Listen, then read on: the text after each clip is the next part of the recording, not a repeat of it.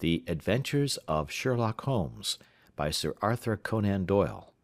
Adventure 2. The Red-Headed League. I had called upon my friend, Mr. Sherlock Holmes, one day in the autumn of last year, and found him in deep conversation with a very stout, florid-faced, elderly gentleman with fiery red hair. With an apology for my intrusion, I was about to withdraw, when Holmes pulled me abruptly into the room and closed the door behind me. "You could not possibly have come at a better time, my dear Watson," he said cordially. "I was afraid that you were engaged." "So I am, very much so." "Then I can wait in the next room." "Not at all. This gentleman, Mr. Wilson, has been my partner and helper in many of my most successful cases, and I have no doubt that he will be of the utmost use to me and yours also." The stout gentleman half rose from his chair and gave a bob of greeting, with a quick little questioning glance from his small, fat encircled eyes.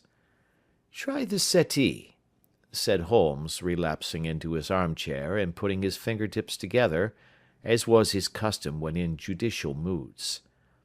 "I know, my dear Watson, that you share my love of all that is bizarre and outside the conventions and humdrum routine of everyday life. You have shown your relish for it by the enthusiasm which has prompted you to chronicle, and, if you will excuse my saying so, somewhat to embellish so many of my own little adventures." "Your cases have indeed been of the greatest interest to me," I observed.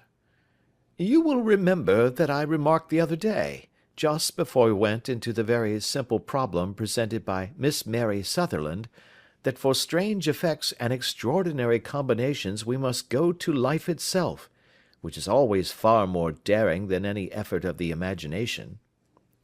"A proposition which I took the liberty of doubting." "You did, Doctor, but none the less you must come round to my view, for otherwise I shall keep on piling fact upon fact on you until your reason breaks down under them and acknowledges me to be right. Now, Mr. Jabez Wilson here has been good enough to call upon me this morning, and to begin a narrative which promises to be one of the most singular which I have listened to for some time. You have heard me remark that the strangest and most unique things are very often connected not with the larger but with the smaller crimes, and occasionally, indeed, where there is room for doubt whether any positive crime has been committed. As far as I have heard, it is impossible for me to say whether the present case is an instance of crime or not, but the course of events is certainly among the most singular that I have ever listened to. Perhaps, Mr. Wilson, you would have the great kindness to recommence your narrative. I ask you not merely because my friend Dr. Watson has not heard the opening part, but also because the peculiar nature of the story makes me anxious to have every possible detail from your lips. As a rule, when I have heard some slight indication of the course of events, I am able to guide myself by thousands of other similar cases which occur to my memory. In the present instance, I am forced to admit that the facts are, to the best of my belief, unique." The portly client puffed out his chest with an appearance of some little pride, and pulled a dirty and wrinkled newspaper from the inside pocket of his greatcoat. As he glanced down the advertisement column, with his head thrust forward and the paper flattened out upon his knee, I took a good look at the man and endeavoured, after the fashion of my companion, to read the indications which might be presented by his dress or appearance. I did not gain very much, however, by my inspection. Our visitor bore every mark of being an average, commonplace British tradesman, obese, pompous, and slow.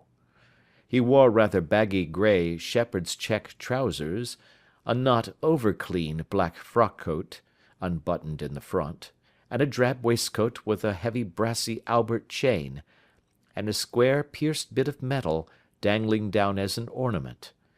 A frayed top hat and a faded brown overcoat with a wrinkled velvet collar lay upon a chair beside him. Altogether, look as I would, There was nothing remarkable about the man save his blazing red head, and the expression of extreme chagrin and discontent upon his features. Sherlock Holmes's quick eye took in my occupation, and he shook his head with a smile as he noticed my questioning glances. Beyond the obvious facts that he has at some time done manual labour, that he takes snuff, that he is a Freemason, that he has been in China, and that he has done a considerable amount of writing lately, I can deduce nothing else." Mr. Jabez Wilson started up in his chair, with his forefinger upon the paper, but his eyes upon my companion. "How, in the name of good fortune, did you know all that, Mr. Holmes?"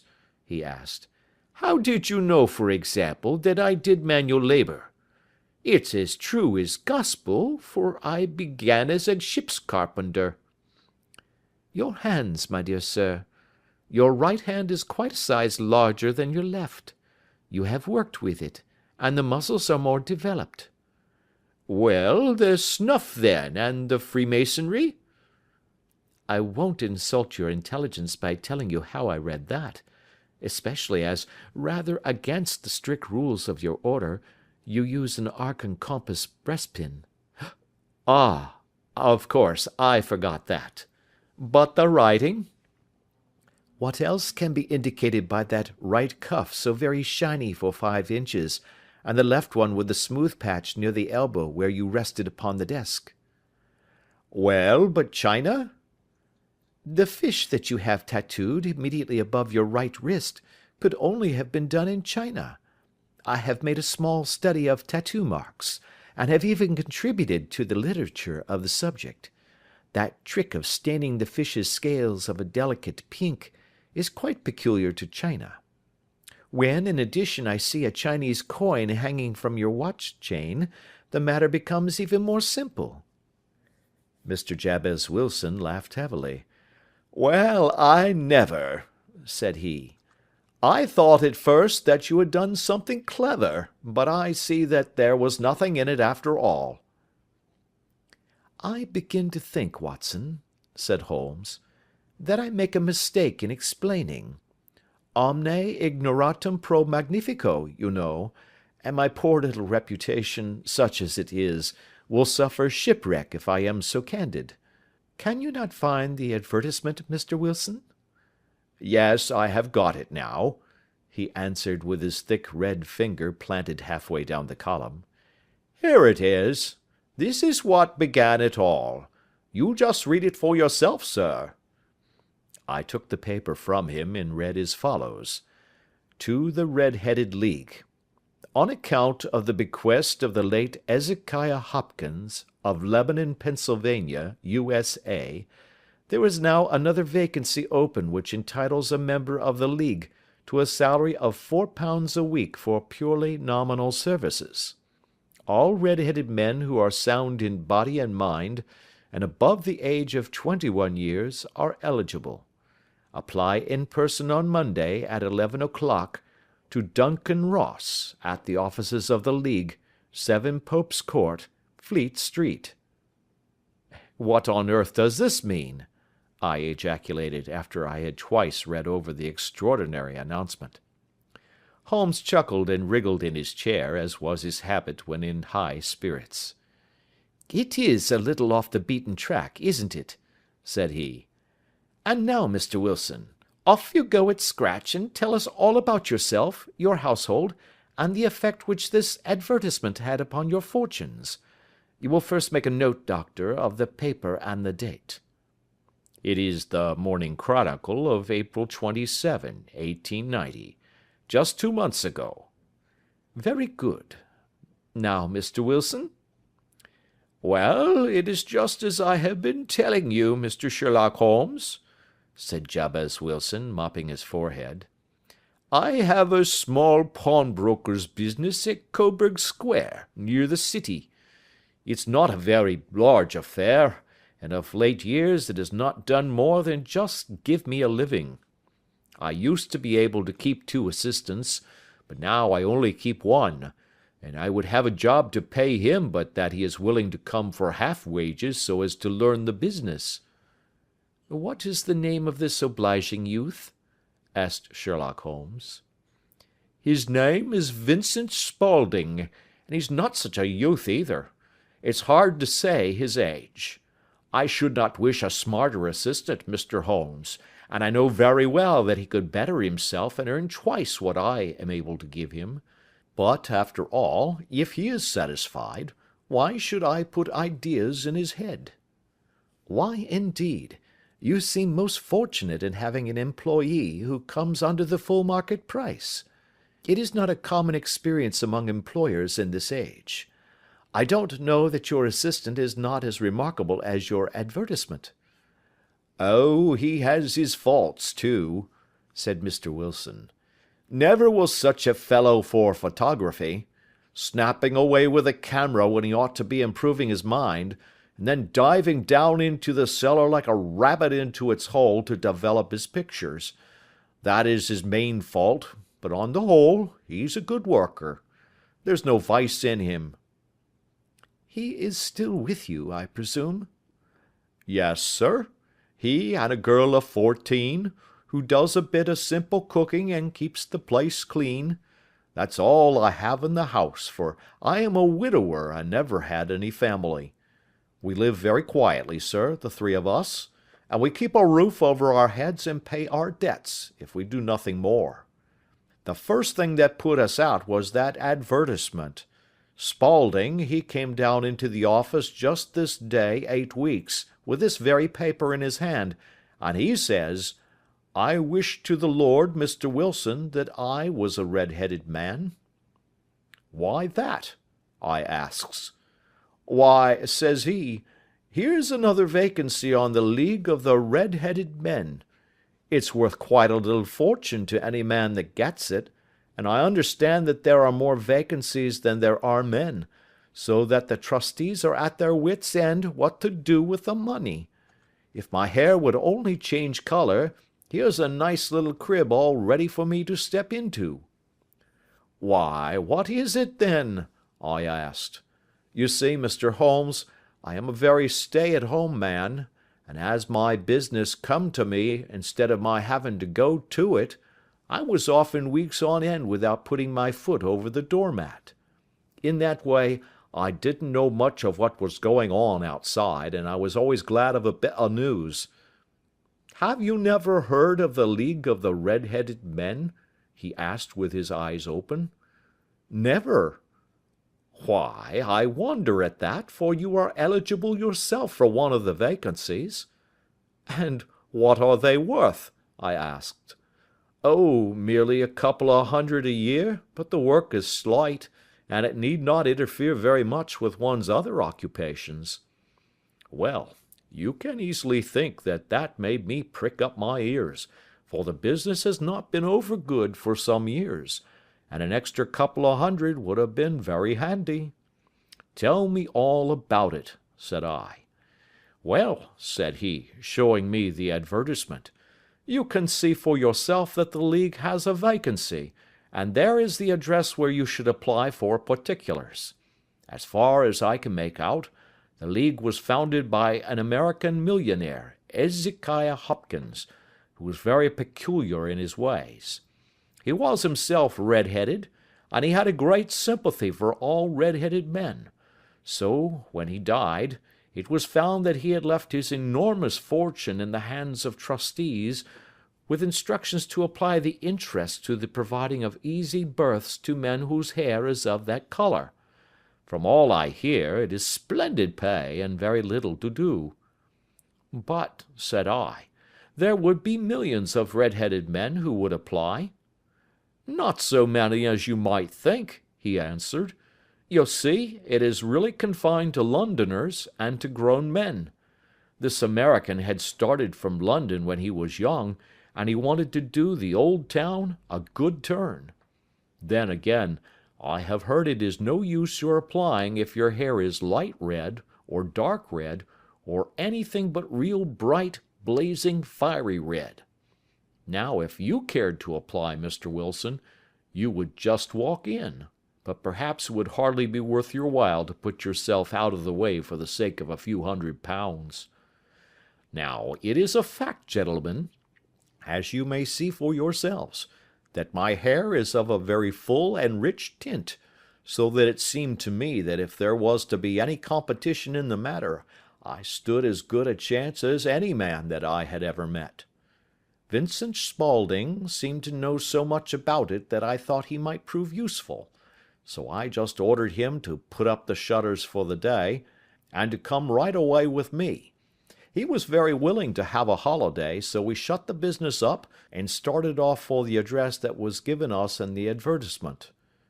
I never hope to see such a sight as that again, Mr. Holmes.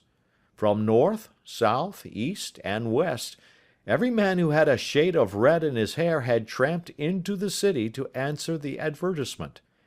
Fleet Street was choked with red-headed folk, and Pope's Court looked like a coster's orange barrow. I should not have thought there were so many in the whole country as were brought together by that single advertisement. Every shade of color they were: straw, lemon, orange, brick, Irish setter, liver, clay. But, as Spaulding said, there were not many who had the real vivid flame-colored tint. When I saw how many were waiting, I would have given it up in despair, but Spaulding would not hear of it. How he did it, I could not imagine, but he pushed and pulled and butted until he got me through the crowd, and right up to the steps which led to the office. There was a double stream upon the stair, some going up in hope, and some coming back dejected, but we wedged in as well as we could, and soon found ourselves in the office. "Your experience has been a most entertaining one," remarked Holmes as his client paused and refreshed his memory with a huge pinch of snuff. "Pray continue your very interesting statement." There was nothing in the office but a couple of wooden chairs and a deal table, behind which sat a small man with a head that was even redder than mine. He said a few words to each candidate as he came up, and then he always managed to find some fault in them which would disqualify them. Getting a vacancy did not seem to be such a very easy matter, after all. However, when our turn came, the little man was much more favorable to me than to any of the others, and he closed the door as we entered, so that he might have a private word with us. "This is Mr. Jabez Wilson," said my assistant, "and he is willing to fill a vacancy in the league." "And he is admirably suited for it," the other answered. "He has every requirement. I cannot recall when I have seen anything so fine." He took a step backward, cocked his head on one side, and gazed at my hair until I felt quite bashful. Then suddenly he plunged forward, wrung my hand, and congratulated me warmly on my success. "It would be injustice to hesitate," said he. "You will, however, I am sure, excuse me for taking an obvious precaution." With that he seized my hair in both his hands and tugged until I yelled with the pain. "There is water in your eyes," said he as he released me. "I perceive that all is as it should be. But we have to be careful, for we have twice been deceived by wigs and once by paint. I could tell you tales of cobbler's wax which would disgust you with human nature." He stepped over to the window and shouted through it at the top of his voice that the vacancy was filled. A groan of disappointment came up from below, and the folk all trooped away in different directions until there was not a red head to be seen except my own and that of the manager. "My name," said he, "is Mr. Duncan Ross, and I am myself one of the pensioners upon the fund left by our noble benefactor. Are you a married man, Mr. Wilson? Have you a family?" I answered that I had not. His face fell immediately. "Dear me," he said gravely, "that is very serious indeed. I am sorry to hear you say that. The fund was, of course, for the propagation and spread of the red heads as well as for their maintenance. It is exceedingly unfortunate that you should be a bachelor." My face lengthened at this, Mr. Holmes, for I thought that I was not to have the vacancy after all, but after thinking it over for a few minutes he said that it would be all right. In the case of another, said he, the objection might be fatal, but we must stretch a point in favor of a man with such a head of hair as yours. When shall you be able to enter upon your new duties? Well, it is a little awkward, for I have a business already, said I. Oh, never mind about that, Mr. Wilson, said Vincent Spaulding. I shall be able to look after that for you. What would be the hours? I asked. 10 to 2. Now, a pawnbroker's business is mostly done of an evening, Mr. Holmes, especially Thursday and Friday evening, which is just before payday, so it would suit me very well to earn a little in the mornings. Besides, I knew that my assistant was a good man, and that he would see to anything that turned up. That would suit me very well, said I. And the pay? Is £4 a week. And the work? Is purely nominal. What do you call purely nominal? Well, you have to be in the office, or at least in the building, the whole time. If you leave, you forfeit your whole position forever. The will is very clear upon that point. You don't comply with the conditions if you budge from the office during that time. It's only 4 hours a day, and I should not think of leaving, said I. No excuse will avail, said Mr. Duncan Ross. Neither sickness nor business nor anything else. There you must stay, or you lose your billet. And the work? Is to copy out the Encyclopaedia Britannica. There is the first volume of it in that press. You must find your own ink, pens, and blotting paper, but we provide this table and chair. Will you be ready tomorrow? Certainly, I answered. Then good-bye, Mr. Jabez Wilson, and let me congratulate you once more on the important position which you have been fortunate enough to gain. He bowed me out of the room, and I went home with my assistant, hardly knowing what to say or do, I was so pleased at my own good fortune. Well, I thought over the matter all day, and by evening I was in low spirits again, for I had quite persuaded myself that the whole affair must be some great hoax or fraud, though what its object might be I could not imagine. It seemed altogether past belief that anyone could make such a will, or that they would pay such a sum for doing anything so simple as copying out the Encyclopaedia Britannica. Vincent Spaulding did what he could to cheer me up, but by bedtime I had reasoned myself out of the whole thing. However, in the morning I determined to have a look at it anyhow, so I bought a penny bottle of ink, and with a quill pen and 7 sheets of foolscap paper, I started off for Pope's Court. Well, to my surprise and delight, everything was as right as possible. The table was set out ready for me, and Mr. Duncan Ross was there to see that I got fairly to work. He started me off upon the letter A, and then he left me, but would drop in from time to see that all was right with me. At 2 o'clock he bade me good day, complimented me upon the amount that I had written, and locked the door of the office after me. This went on for day after day, Mr. Holmes, and on Saturday the manager came in and planked down 4 golden sovereigns for my week's work. It was the same next week, and the same the week after. Every morning I was there at 10, and every afternoon I left at 2. By degrees Mr. Duncan Ross took to coming in only once of a morning, and then, after a time, he did not come in at all. Still, of course, I never dared to leave the room for an instant, for I was not sure when he might come, and the billet was such a good one, and suited me so well, that I would not risk the loss of it. 8 weeks passed away like this, and I had written about abbots, and archery, and armor, and architecture in Attica, and hoped with diligence that I might get on to the bees before very long. It cost me something in foolscap, and I had pretty nearly filled a shelf with my writings, and then suddenly the whole business came to an end. To an end? Yes, sir, and no later than this morning. I went to my work as usual at 10 o'clock, but the door was shut and locked, with a little square of cardboard hammered on to the middle of the panel with a tack. Here it is, and you can read for yourself." He held up a piece of white cardboard about the size of a sheet of note paper. It read in this fashion: "The Red-Headed League is dissolved. October 9, 1890. Sherlock Holmes and I surveyed this curt announcement and the rueful face behind it, until the comical side of the affair so completely overtopped every other consideration that we both burst out into a roar of laughter.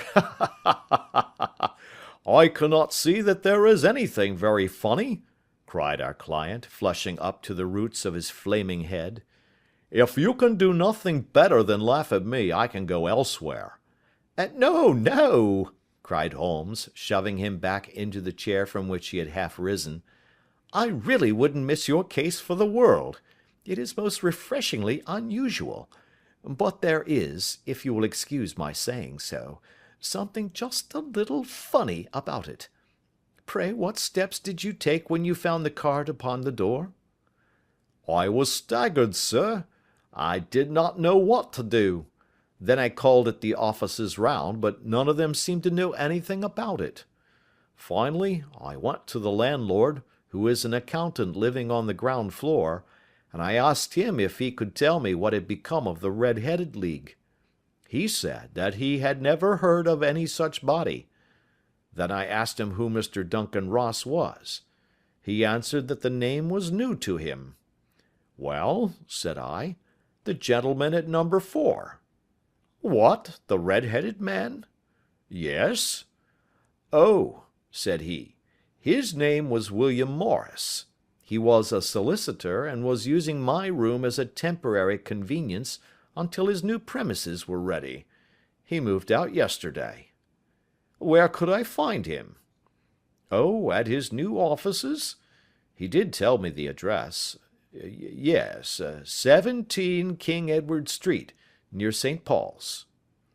"I started off, Mr. Holmes, but when I got to that address it was a manufactory of artificial knee-caps, and no one in it had ever heard of either Mr. William Morris or Mr. Duncan Ross." "And what did you do then?" asked Holmes. "I went home to Saxe Coburg Square, and I took the advice of my assistant, but he could not help me in any way. He could only say that if I waited I should hear by post. But that was not quite good enough, Mr. Holmes. I did not wish to lose such a place without a struggle, so, as I have heard that you were good enough to give advice to poor folk who were in need of it, I came right away to you." "And you did very wisely," said Holmes. "Your case is an exceedingly remarkable one, and I shall be happy to look into it. From what you have told me, I think it is possible that graver issues hang from it than might at first sight appear."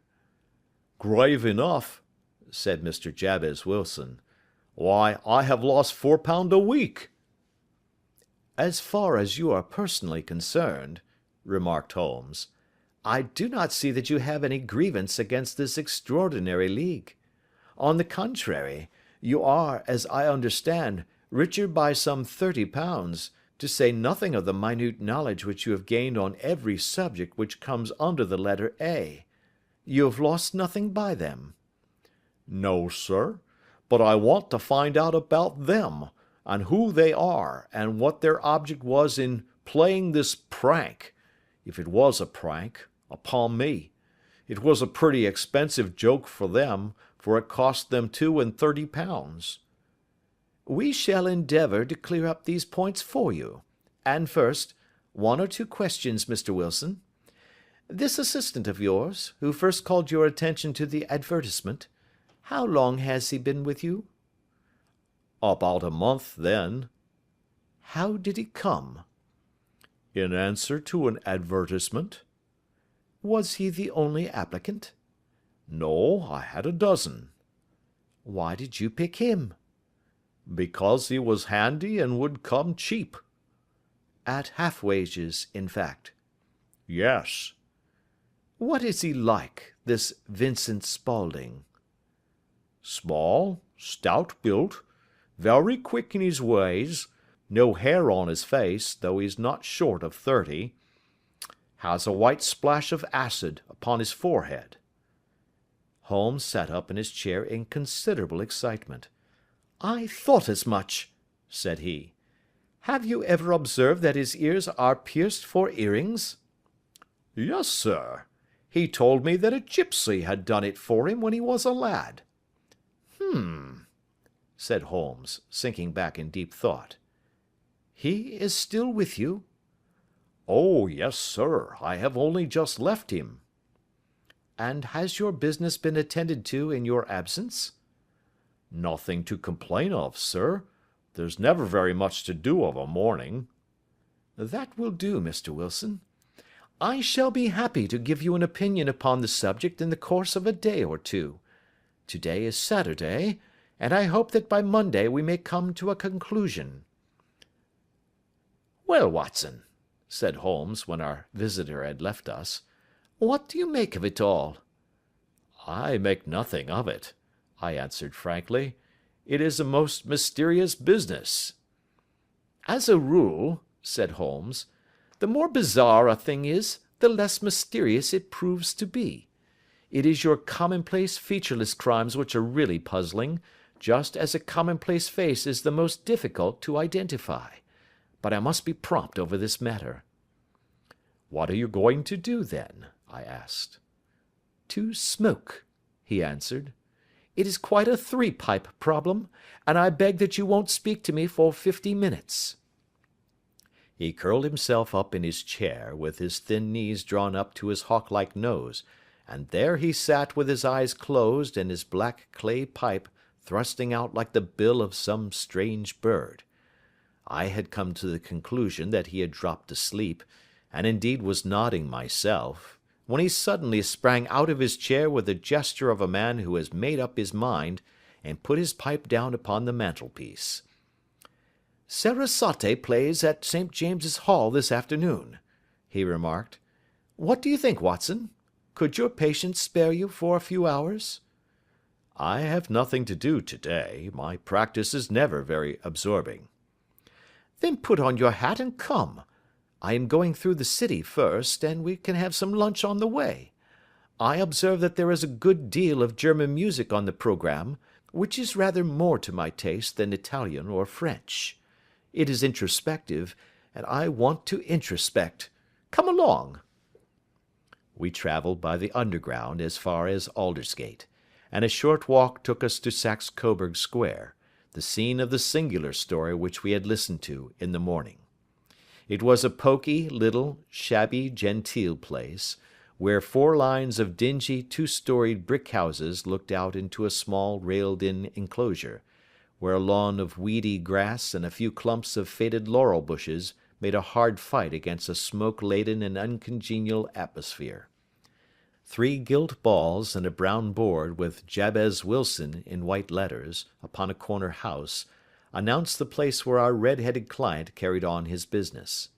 Sherlock Holmes stopped in front of it with his head on one side and looked it all over, with his eyes shining brightly between puckered lids. Then he walked slowly up the street, and then down again to the corner, still looking keenly at the houses.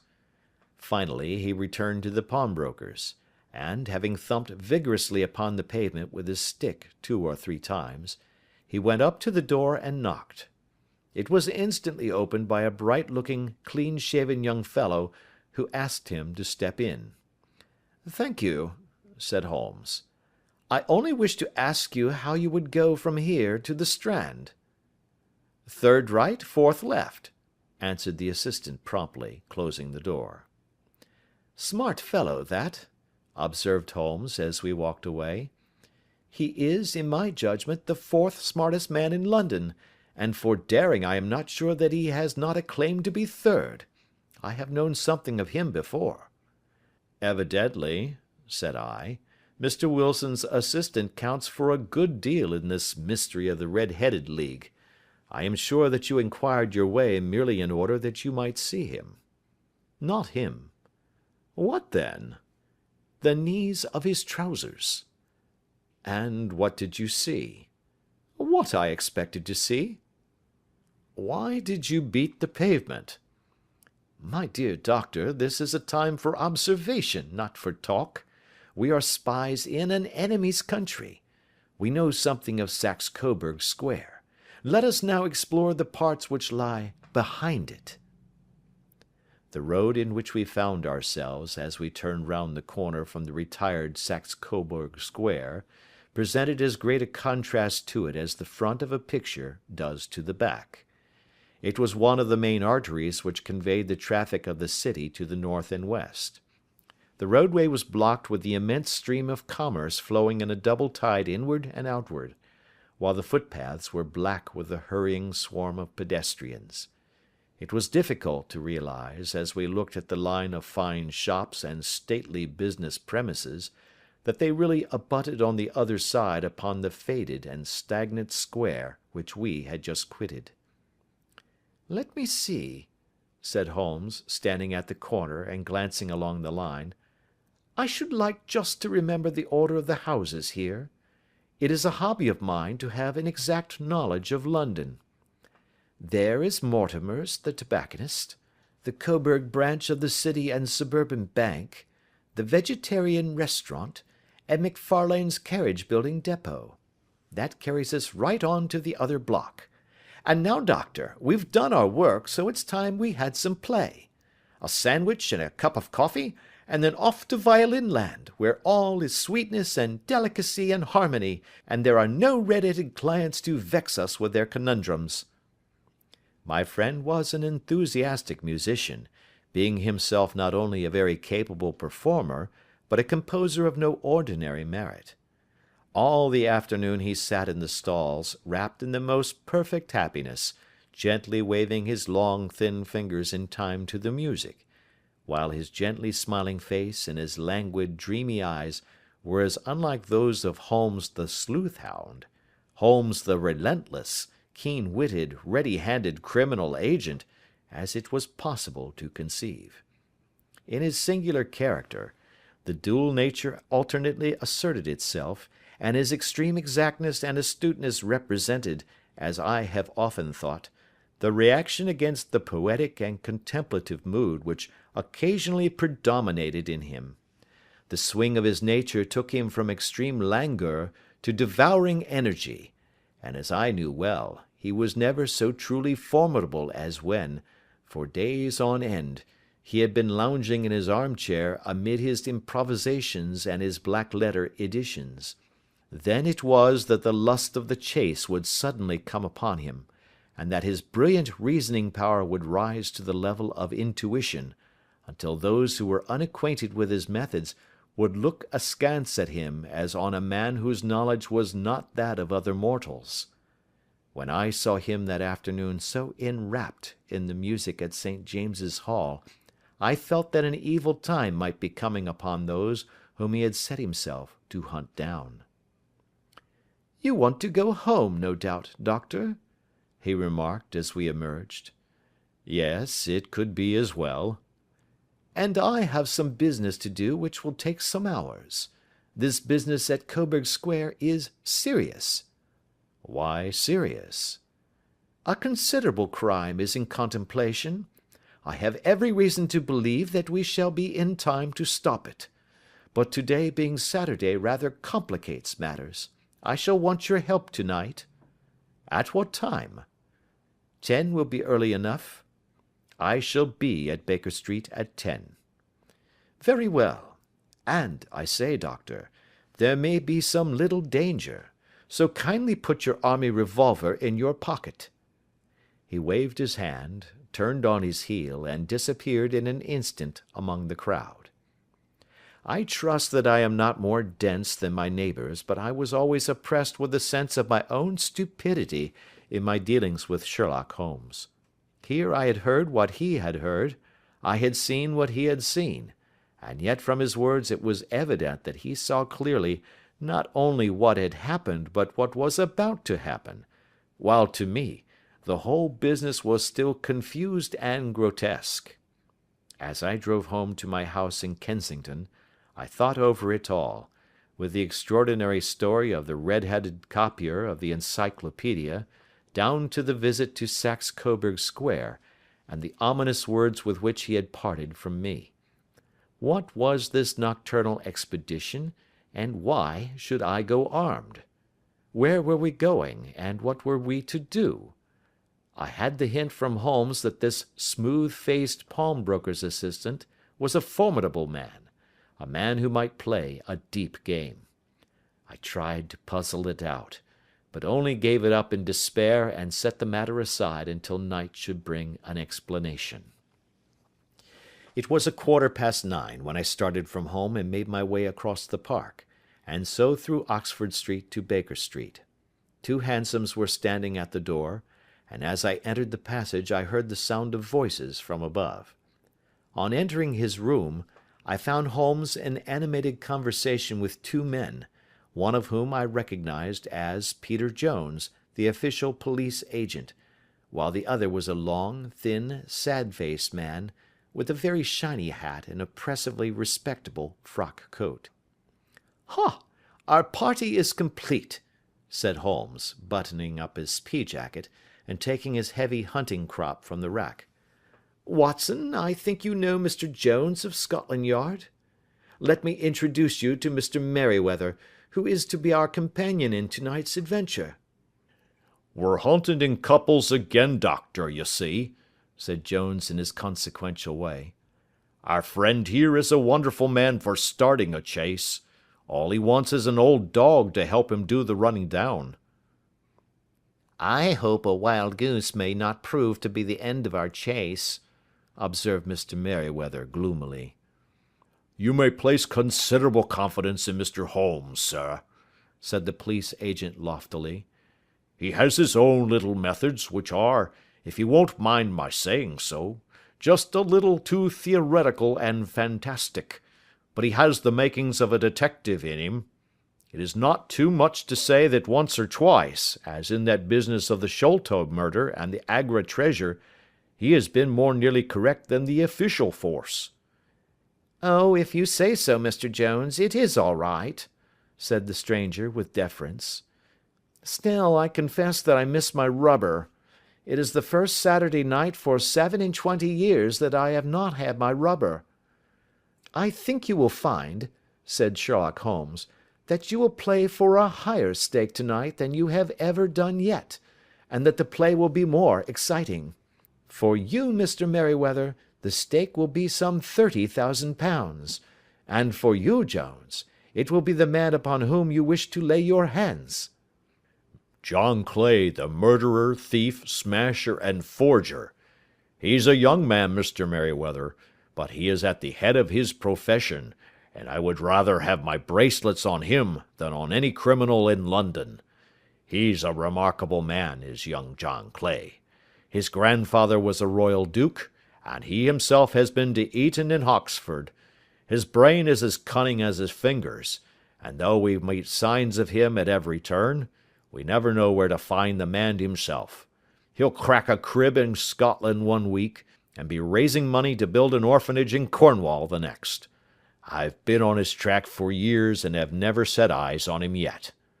"I hope that I may have the pleasure of introducing you tonight. I've had 1 or 2 little turns also with Mr. John Clay, and I agree with you that he is at the head of his profession. It is past 10, however, and quite time that we started. If you two will take the first hansom, Watson and I will follow in the second." Sherlock Holmes was not very communicative during the long drive, and lay back in the cab humming the tunes which he had heard in the afternoon. We rattled through an endless labyrinth of gas-lit streets until we emerged into Farrington Street. "We are close there now," my friend remarked. "This fellow Merryweather is a bank director, and personally interested in the matter. I thought it as well to have Jones with us also. He is not a bad fellow, though an absolute imbecile in his profession. He has one positive virtue: he is as brave as a bulldog, and as tenacious as a lobster if he gets his claws upon anyone. Here we are, and they are waiting for us." We had reached the same crowded thoroughfare in which we had found ourselves in the morning. Our cabs were dismissed, and following the guidance of Mr. Merryweather, we passed down a narrow passage and through a side door, which he opened for us. Within there was a small corridor, which ended in a very massive iron gate. This also was opened, and led down a flight of winding stone steps, which terminated at another formidable gate. Mr. Merryweather stopped to light a lantern, and then conducted us down a dark, earth-smelling passage, and so, after opening a third door, into a huge vault or cellar, which was piled all round with crates and massive boxes.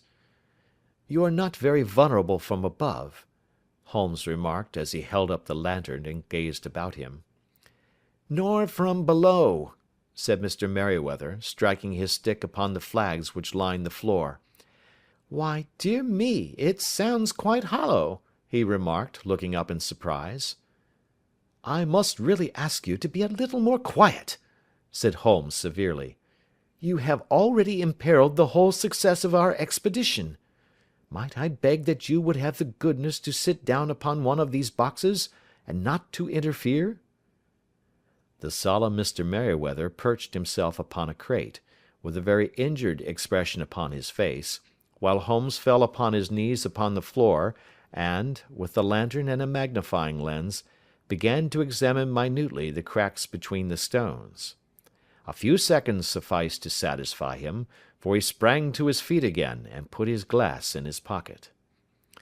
"We have at least an hour before us," he remarked, "for they can hardly take any steps until the good pawnbroker is safely in bed.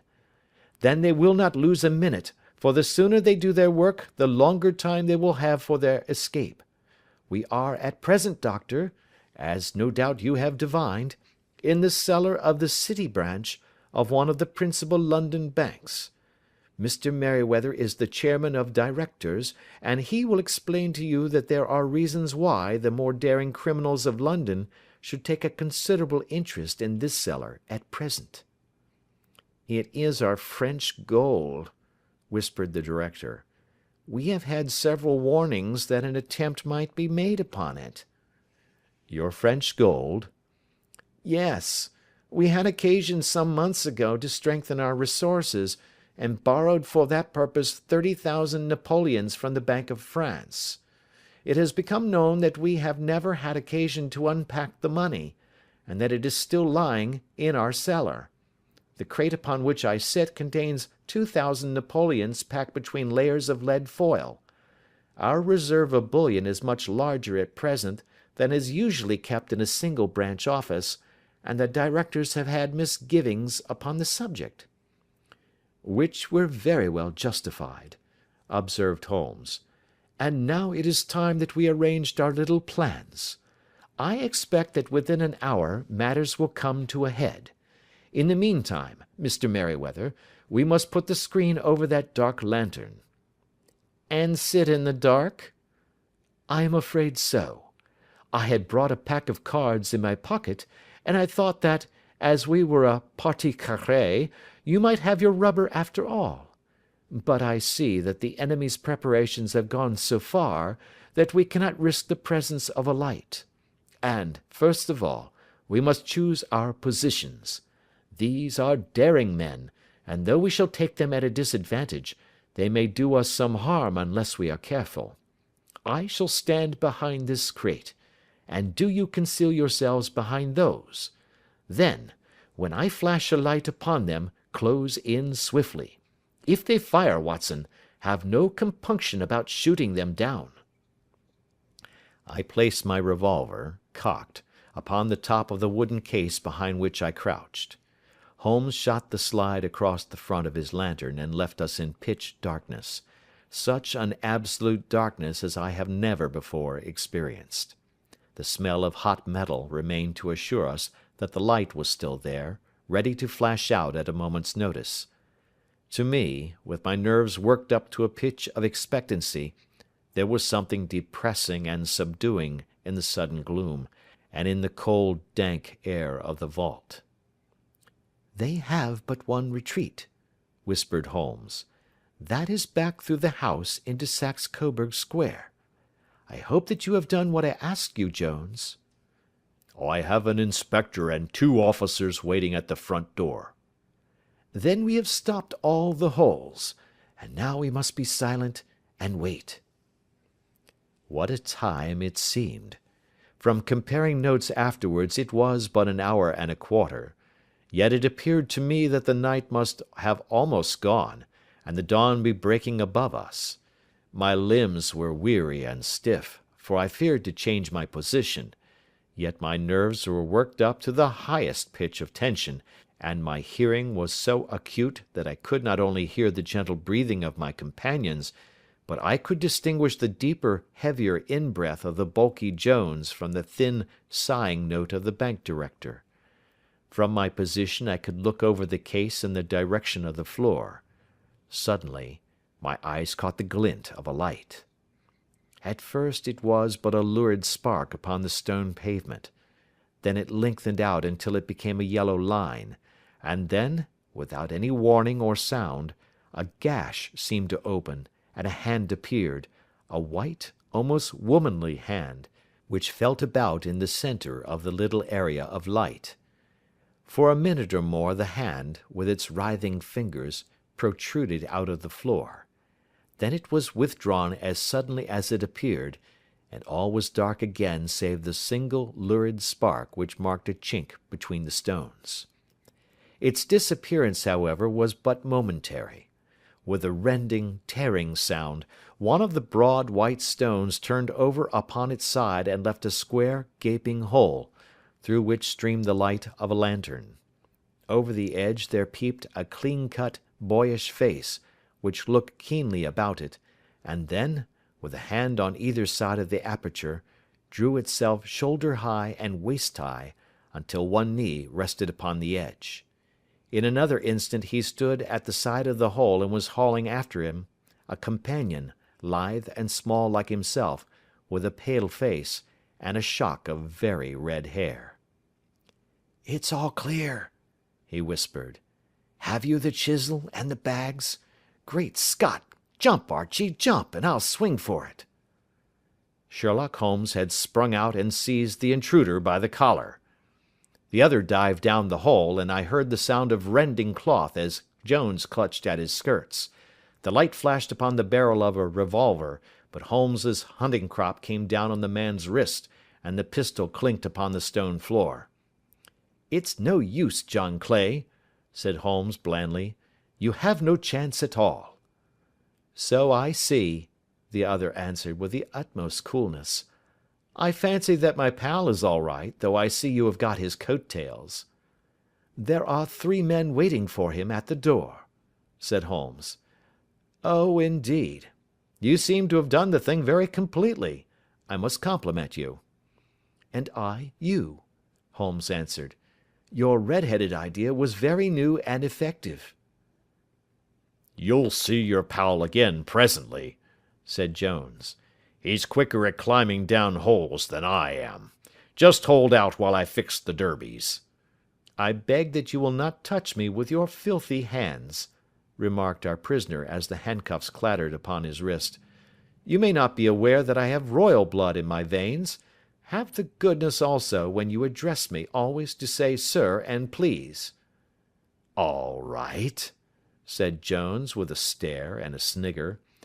"Well, would you please, sir, march upstairs where we can get a cab to carry your highness to the police station?" "That is better," said John Clay serenely. He made a sweeping bow to the 3 of us, and walked quietly off in the custody of the detective. "Really, Mr. Holmes," said Mr. Merryweather, as we followed them from the cellar, "I do not know how the bank can thank you or repay you. There is no doubt that you have detected and defeated in the most complete manner one of the most determined attempts at bank robbery that have ever come within my experience."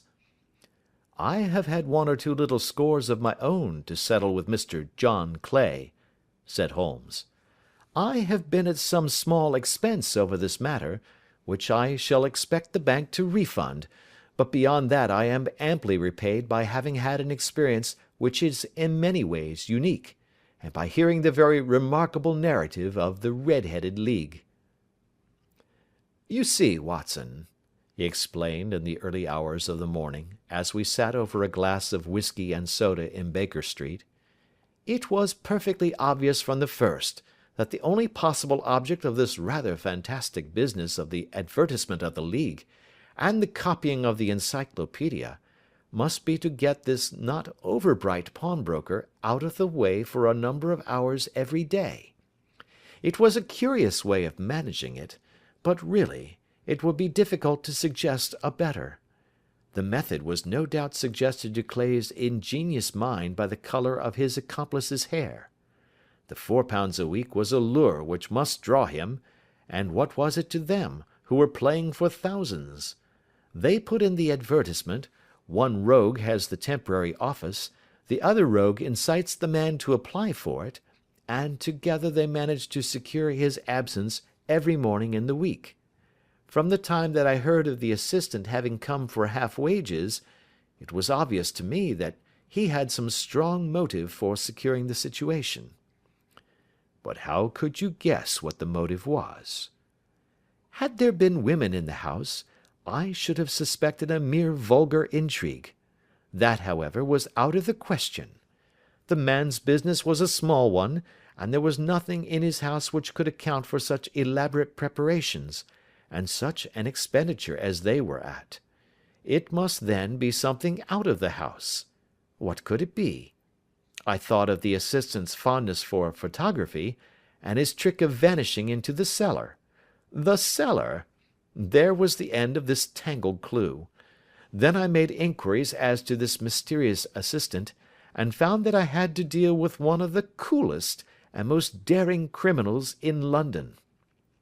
He was doing something in the cellar, something which took many hours a day for months on end. What could it be, once more? I could think of nothing save that he was running a tunnel to some other building. So far I had got when we went to visit the scene of action. I surprised you by beating upon the pavement with my stick. I was ascertaining whether the cellar stretched out in front or behind. It was not in front. Then I rang the bell, and as I hoped, the assistant answered it. We have had some skirmishes, but we had never set eyes upon each other before. I hardly looked at his face. His knees were what I wished to see. You must yourself have remarked how worn, wrinkled, and stained they were. They spoke of those hours of burrowing. The only remaining point was what they were burrowing for. I walked round the corner, saw the City and Suburban Bank abutted on our friend's premises, and felt that I had solved my problem. When you drove home after the concert, I called upon Scotland Yard and upon the chairman of the bank directors, with the result that you have seen." "And how could you tell that they would make their attempt to-night?" I asked. "Well, when they closed their League offices, that was a sign that they cared no longer about Mr. Jabez Wilson's presence. In other words, that they had completed their tunnel. But it was essential that they should use it soon, as it might be discovered, or the bullion might be removed. Saturday would suit them better than any other day, as it would give them 2 days for their escape. For all these reasons, I expected them to come to-night." "You reasoned it out beautifully," I exclaimed in unfeigned admiration. "It is so long a chain, and yet every link rings true." "It saved me from ennui," he answered, yawning. "Alas! I already feel it closing in upon me. My life is spent in one long effort to escape from the commonplaces of existence. These little problems help me to do so." "And you are a benefactor of the race," said I. He shrugged his shoulders. "Well, perhaps, after all, it is of some little use," he remarked. "L'homme c'est rien, l'œuvre c'est tout," as Gustave Flaubert wrote to George Sand. End of Adventure 2.